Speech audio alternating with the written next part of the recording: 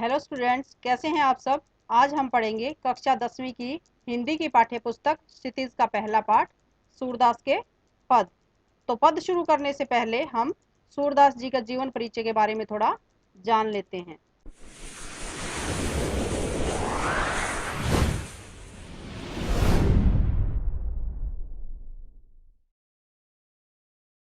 सूरदास का जन्म सन 1478 ईस्वी में माना जाता है। एक मान्यता के अनुसार उनका जन्म मथुरा के निकट रुनकता या रेणुका क्षेत्र में हुआ, जबकि दूसरी मान्यता के अनुसार उनका जन्म स्थान दिल्ली के पास सीही में माना जाता है। महाप्रभु वल्लभाचार्य के शिष्य सूरदास अष्टछाप के कवियों में सर्वाधिक प्रसिद्ध हैं। वे मथुरा और वृंदावन के बीच गौ घाट पर रहते थे और श्रीनाथ जी के मंदिर में भजन कीर्तन करते थे। सन 1583 में पारसोली में उनका निधन हुआ। उनके 3 ग्रंथों में सूरसागर, साहित्य लहरी और सूरचारावली में सूरसागर ही सर्वाधिक लोकप्रिय है। खेती और पशुपालन वाले भारतीय समाज का दैनिक अंतरंग चित्र और मनुष्य की स्वाभाविक वृत्तियों का चित्रण सूर की कविता में मिलता है। सूर वात्सल्य और श्रृंगार के श्रेष्ठ कवि माने जाते हैं। कृष्ण और गोपियों का प्रेम सहज मानवीय प्रेम की प्रतिष्ठा करता है। सूर ने मानव प्रेम की गौरव गाथा के माध्यम से सामान्य मनुष्यों को हीनता बोध से मुक्त किया, उनमें जीने की ललक पैदा की। उनकी कविताओं में ब्रज भाषा का निखरा हुआ रूप है। वह चली आ रही लोकगीतों की परंपरा का ही श्रेष्ठ कड़ी है। यहाँ सूरसागर के भ्रमर गीत से 4 पद लिए गए हैं। कृष्ण ने मथुरा जाने के बाद समय न लौटकर उद्धव के जरिए गोपियों के पास संदेश भेजा था। उद्धव ने निर्गुण ब्रह्म योग का उपदेश देकर गोपियों की विरह वेदना को शांत करने का प्रयास किया। गोपियां ज्ञान मार्ग की बजाय प्रेम मार्ग को पसंद करती थी। इस कारण उन्हें उद्धव का शुष्क संदेश पसंद नहीं आया। तभी वहां एक भौरा यानी कि एक भंवरा जो फूलों पर मंडराता है आ पहुंचा। यहीं से भ्रमर गीत का प्रारंभ होता है। गोपियों ने भ्रमर के बहाने उद्धव पर व्यंग्य बाण छोड़े। पहले पद में गोपियों की यह शिकायत वाजिब लगती है, यानी कि सही लगती है, कि यदि उद्धव कभी स्नेह के धागे में बंधे होते तो विरह की वेदना को अनुभूत अवश्य कर पाते, यानी कि समझ अवश्य पाते। दूसरे पद में गोपियों की यह स्वीकारोक्ति कि उनके मन की अभिलाषाएं मन में ही रह गई, कृष्ण के प्रति उनके प्रेम की गहराई को अभिव्यक्त करती हैं।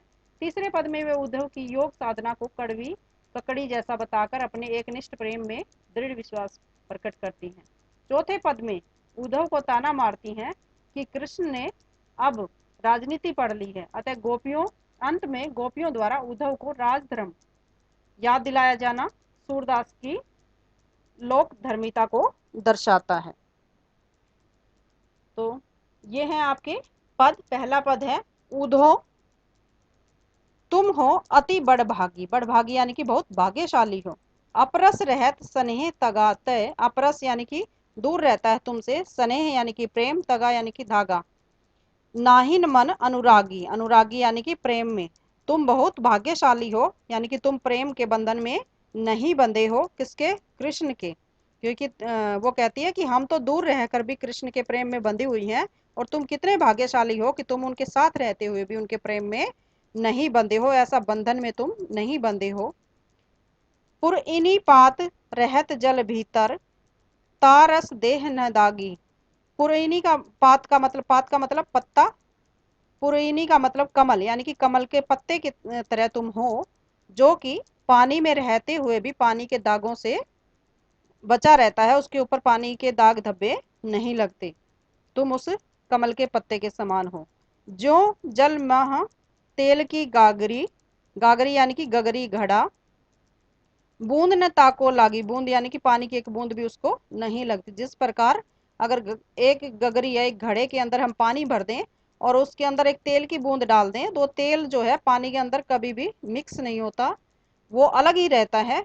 तुम भी उसी प्रकार हो। कृष्ण के साथ रहते रहते तुमने उनके प्रेम को नहीं जाना है, तुम अपने उस प्रेम से वंचित ही रहे हो, तुम पर वो प्रेम रूपी बूंद नहीं लगी है। प्रीति नदी में पाँव ने बोरियो। बोरियो मीन्स उसके अंदर भिगोया नहीं है तुमने। प्रीत की जो नदी, प्रेम की जो नदी है, तुमने उसके अंदर अपने पाँव नहीं डाले हैं। दृष्टि न रूप परागी, तुम श्री कृष्ण के रूप पर भी मोहित नहीं हुए, यानी कि ना तो तुम उनके रूप पर मोहित हुए हो, ना ही उनके प्रेम में पकड़े गए हो।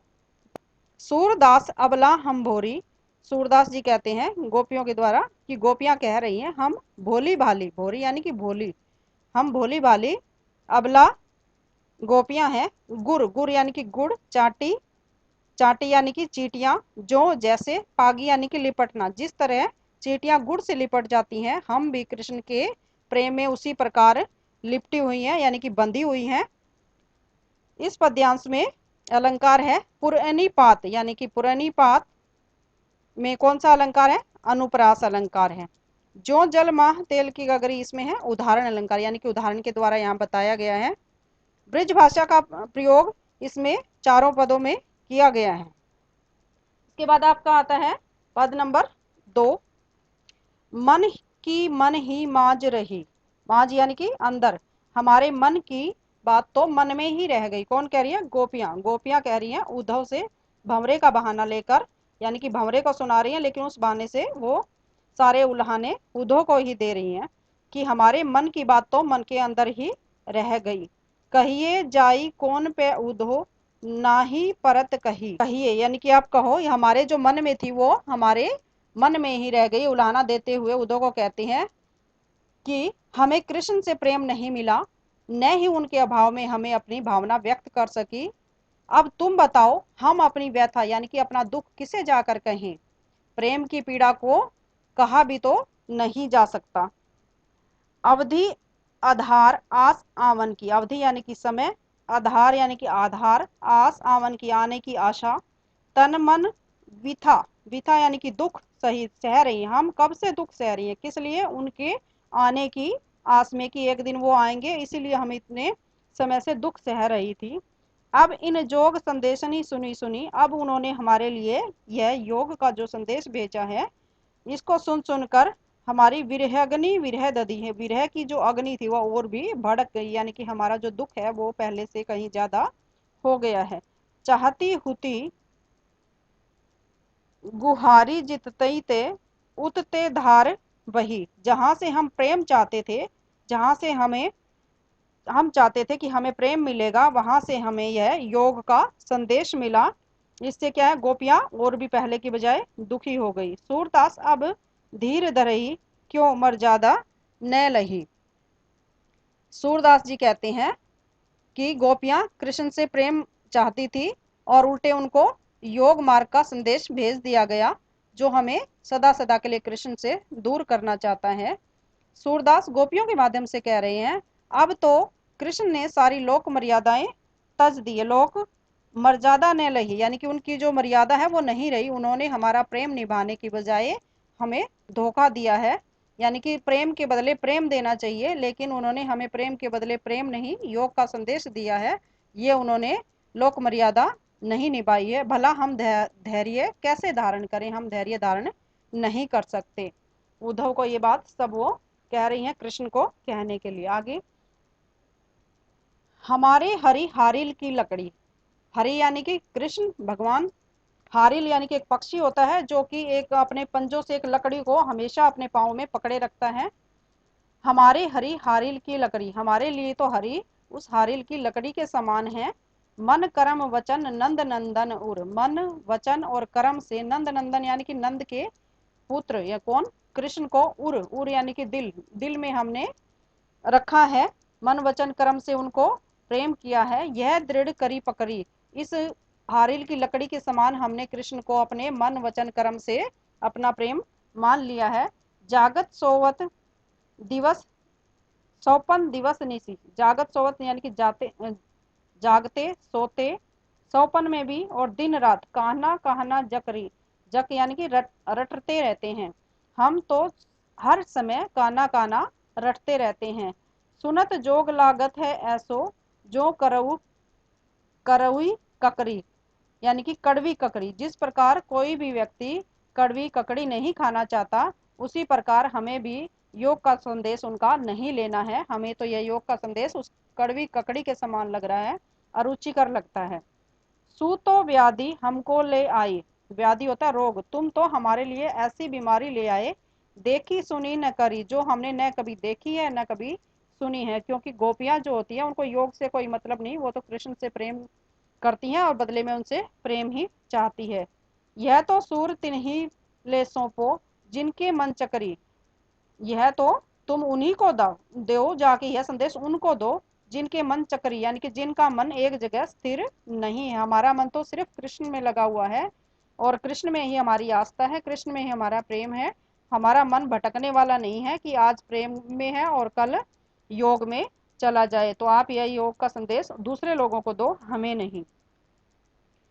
इसके बाद है आपका, हरि है राजनीति पढ़ी आए, पढ़ी यानी कि सीख आए, हरि यानी कि कृष्ण, कृष्ण जो है वो अब राजनीति पढ़कर आए हैं। कृष्ण ने अब राजनीति और भी सीख ली, राजा बन गए हैं इसलिए उन्होंने राजनीति सीख ली है। समझू बात कहत मधुकर के, मधुकर या भंवरे को कह रही हैं और वैसे उधो को कह रही हैं, वो मधुकर के भंवरे के बहाने उधो को ही सुना रही हैं। समाचार सब पायो, गोपियां उद्धव से कहती हैं, उद्धव लगता है श्री कृष्ण राजनीति पढ़ाए हैं। अरे भंवरे उद्धव, मैं तो तुम्हारी बात कहते ही समझ गई थी कि दाल में कुछ काला है, यानी कि ये अब कृष्ण हमसे मिलने वाले नहीं हैं, वो तो बहाना लेकर हमें किसी और रास्ते भेजना चाहते हैं। एक अति चतुर होते पहले ही अब गुरु ग्रंथ पढ़ाए, एक तो वो पहले ही इतने चतुर थे और ऊपर से राजनीति भी उन्होंने पढ़ ली है। बड़ी बुद्धि जानी जो उनकी जोग संदेश पढ़ायो, हम तो कृष्ण की बुद्धि का बड़प्पन मानते हैं कि उन्होंने हमारे लिए योग का संदेश भेजकर कितनी समझदारी की है। क्या उन्हें लगता है कि हम योग संदेश सुनकर कृष्ण को भूल जाएंगी? यह सोचना मूर्खता है, यानी कि हम ऐसा नहीं करेंगे। कृष्ण सोच रहे हैं कि हम उनसे प्रेम करना छोड़ दें और योग का संदेश इनका मानकर योग साधना में लग जाएं, तो हम ऐसा नहीं कर सकते। उदय उधो भले लोग आगे के, आगे का मतलब है पिछले समय के, या आगे से आगे भविष्य का नहीं, भूतकाल की बात हो रही है। उदो से गोपियां कहती हैं, उदो बहुत अच्छे थे लोग पहले के, उधो भले लोग आगे के, पर हित डोलत, पर हित यानी कि दूसरों के हित के लिए, डोलत धाय, भागते दौड़ते थे लोग पहले के दूसरों की भलाई के लिए। पहले के लोग बहुत अच्छे थे जो दूसरों की भलाई के लिए कुछ भी कर लेते थे। अब अपने मन फेर पाइयो, चलत जू होते चुराए, अब तो हमें अपना मन दोबारा से मिल जाएगा, अपना हृदय दोबारा से मिल जाएगा। चलत जू होते चुराए, जो कृष्ण ने जाते टाइम, जाते समय यहाँ से, जब यहाँ से गए थे तो चुरा लिया था हमारा दिल, लगता है वो हमें वापस मिल जाएगा। तय क्यों अनीति करे आपुन, अनीति यानी कि अन्याय, आपुन यानी कि खुद, वो खुद अन्याय क्यों कर रहे हैं। जे और अनीति छुड़ाए, जो औरों से को अन्याय से छुड़ाते हैं, दूसरों का अन्याय जब होता है तो वो उनको अन्याय से बचाते हैं और अब खुद ही हमारे ऊपर अन्याय कर रहे हैं। राजधर्म तो यही सुर, जो प्रजा ने जाई सताए, गोपियां कहती कि राजधर्म तो यही कहता है कि प्रजा को सताया न जाए, लेकिन कृष्ण ऐसा नहीं कर रहे, वो हमें प्रेम के बदले प्रेम नहीं योग संदेश दे रहे हैं, तो यह अच्छा नहीं है। वो अपना योग संदेश अपने पास रखें, हमें इसकी ज़रूरत नहीं है। तो ये थे आपके पद, उम्मीद करती हूँ आपको अच्छे से समझ आए होंगे और अगली वीडियो में हम इसके अभ्यास के प्रश्न उत्तर करेंगे। तो इसके लिए वीडियो को लाइक, सब्सक्राइब और शेयर करना न भूलें। धन्यवाद।